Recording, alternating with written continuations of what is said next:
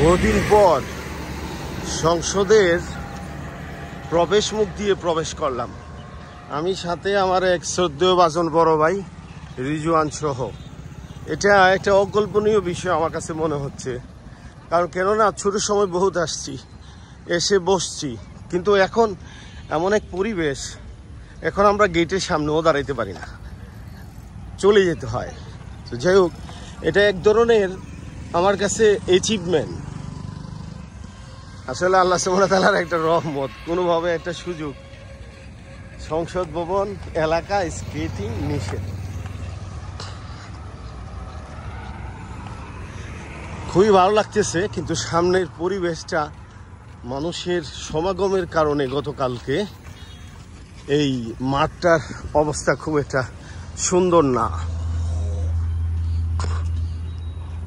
যাই হোক, সর্বোপরি শুকরিয়া মহান আল্লাহ সুবহানাহু ওয়া তাআলার দরবারে যে বাই হোক আর বাই কোক আসতে তো পারলাম কিছুদিন পরে হলেও, এটা একটা সৌভাগ্য হলো।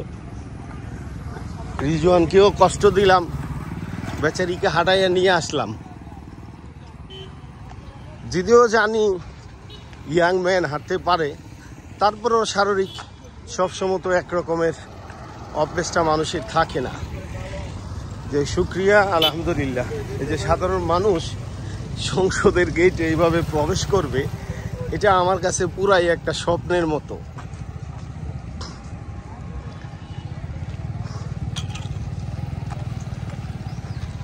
এদিকে যাবো না, এদিকে যাবো সেটা তো জানি, কিন্তু হাঁটতে সুবিধা অসুবিধার ব্যাপার।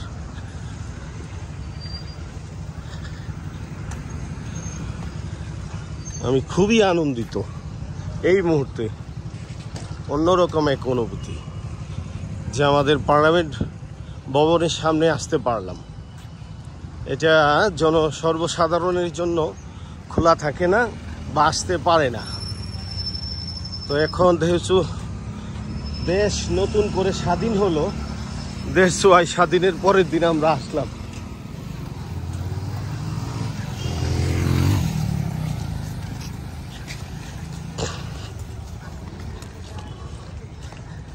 হাঁটতেও মজা লাগতেছে, আর এমন নিকটে আসতে পারলাম।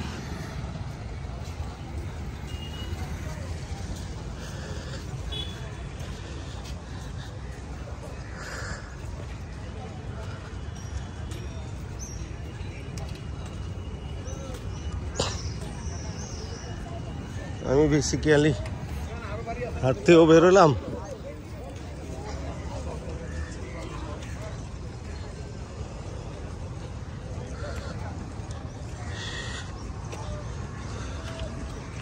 লেকে মাছ ময়লা। সেনাবাহিনীর আসেন তো একটু বলে যেতে পারি কিনা, ওটা সেনাবাহিনীর অবশ্য ঘাট দিয়ে রাখছে।